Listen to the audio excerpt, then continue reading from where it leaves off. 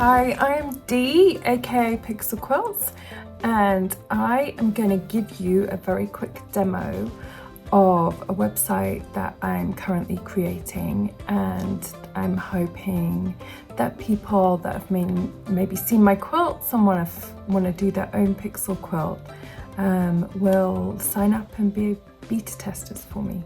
So let me show you. So this is the website as it stands at the moment. The design is not finished, but basically what you will do is you will go in, upload your picture, and then from there I'll show you the magic. So once your picture is in the system, it will give you an option of being able to crop that picture until you're happy. So you can kind of see on the side what it's going to look like. And then when you're happy, you can go ahead and say, okay, and move on to the next stage, which is where the magic happens. So this is the design element of the system. What this does is it takes your image and it converts it into Kona colors. So the Kona fabric line is loaded in here along with Cotton Couture, and I'm just also trying to load in Bella Solids at the moment as an alternative option, but this is Kona right here that we're going to be working with today. So the default is that it will pick 14 colors out of the Kona range and it will match your image to those fabrics. The default is that it will be producing the quilt that you're looking at right now will be brought up as a large. So a large size quilt is pretty big. It's 92 by 74. So I'm just going to go ahead and drop it down to medium. Medium for this purpose, the medium size is 72 by 54, which is a lot more manageable. Now there's some different areas that you can play with at this point. What I will say is I've chosen a really complex image here, Kelly Clarkson. She's very detailed. So she's sitting at nearly 4,200 pixels, which it is going to be a very complex quilt, and I do not recommend that if it's your first quilt you do something this detailed. There's a variety of ways that you can get the details down. One will be to go ahead and reduce the level of detail. That will bring you up an image that is still recognizable as a face, but obviously there's a lot less pieces. So there's over 1,000 pieces less than that. But if you're wanting more of a detailed look, then the ways that you can bring the number of pieces down is you can reduce the number of colors first of all. So let's try and take that down and see how that affects it. It's only affected it by about 300. Or you can go ahead and recrop the image so you have less of an image to focus in on. That will drop the detail level down. Just like if you have an image that has a background, if you cut out the background, that will also drop the details down. If this is your first quilt, I highly advise that you work on something below 2,500 pixels. That is kind of manageable for a first one. It's still going to be a slog to get through it, and I still recommend if it's your first one, you pick a subject that you absolutely love and adore, because that will ultimately be the thing that gets you through it. So if you're testing out an image and it's got 3,000 pixels and it's your first quilt, but it's your child or it's your dog, then chances are you're gonna fight through even if you don't love the process, and you're gonna get it finished. If you pick a flower that you're not kind of emotionally attached to, then you may struggle with finishing the quilt. So definitely try different images. I always say, like, have about 5 or 6 different images and try each one. and usually there will be one that pops a lot more than the others, but just really keep an eye on that pixel count. So there are a couple of filters in here. I'm just going to go whack that back up to 14. The default number of colors that it lands on when it first comes in the system is 14. So I'm just going to put it back up to there so that I can show you that there are some different filters on here. Now you can see with Kelly's face there is pinks and purples. There's almost like a little bit of grey in there as well. And those are all shades that I don't love when they're in a face. So there's a filter in here that's a warm filter, and what that will do is filter out some of those reds and pinks, or if you have like grey undertones or even green undertones, it will kind of get rid of those. So definitely try that if you're using a face and the tones that are coming up in the face you're not happy with. Try that filter. The other filter that can really get rid of those colors that feel like they shouldn't be in there is the grayscale filter. Again, that's something, you know, I recommend having a play with a lot of images. I love the look of a black and white quilt. I think they are really striking.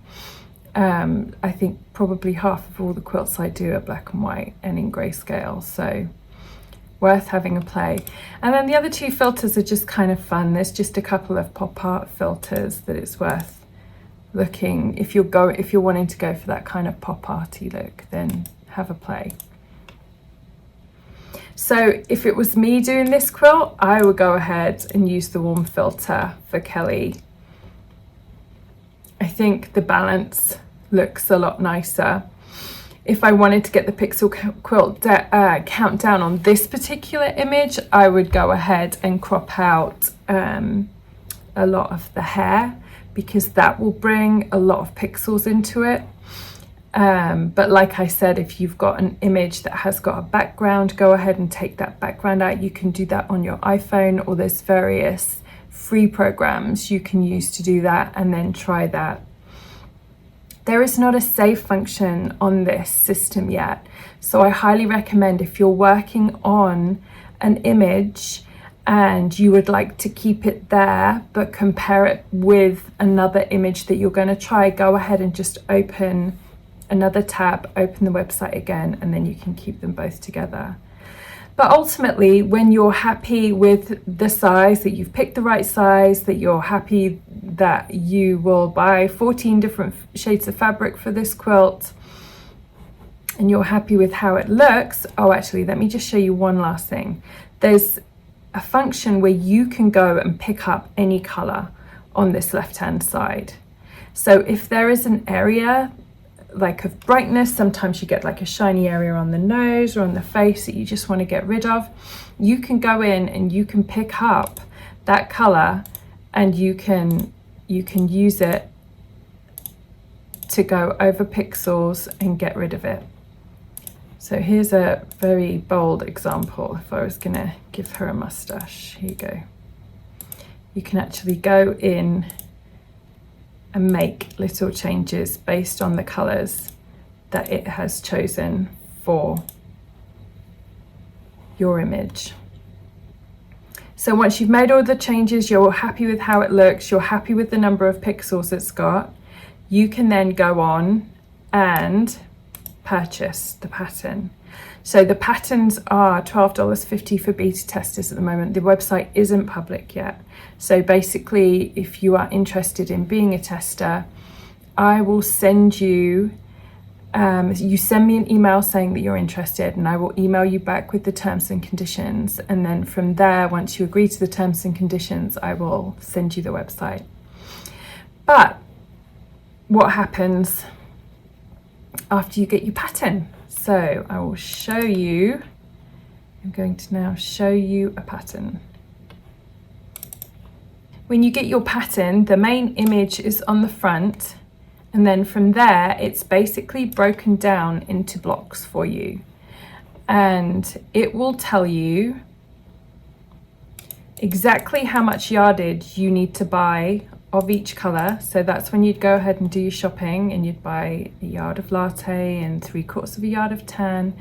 The amounts are very, we've added extra onto what you're going to need just in case you make any mistakes or anything, so they are generous. And if you do it and you don't make any mistakes, you will have some fabric left.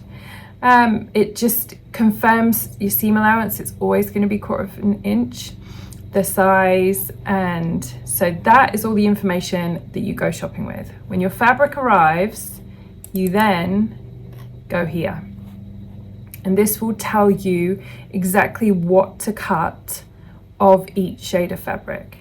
Now, the thing about this system is that you don't have to cut every single block. It will block like colors together. So that will all be in the cutting instructions. So when you've done all your cutting and you're ready to start piecing, you will go ahead and get up your pattern pieces.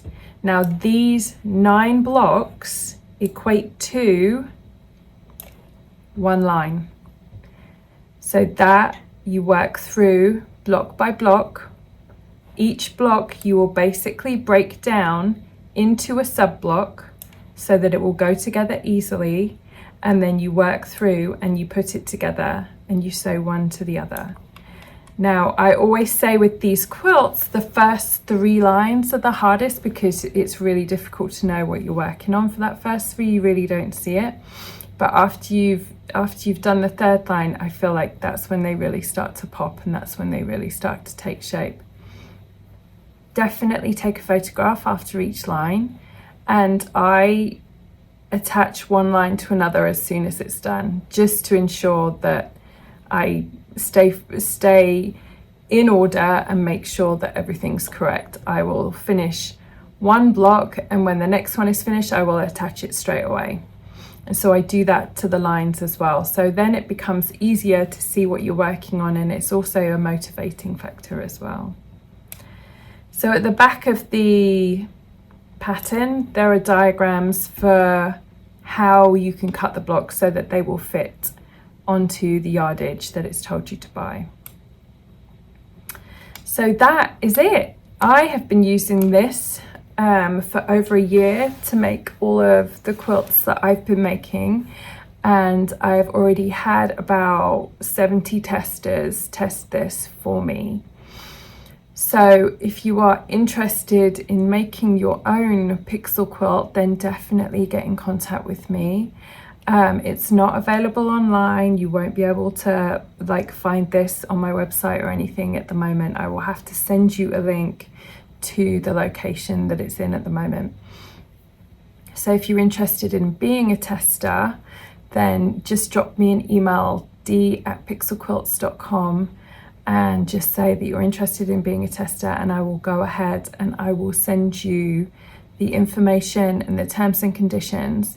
And it just means that you'll be able to go on and play with the system and create some quilts basically before it ever comes out to the public, and then also give me some feedback on some things that would make it easier for you to use the system, would make it easier for the patterns to go together. All of that feedback is kind of what I'm looking for at the moment.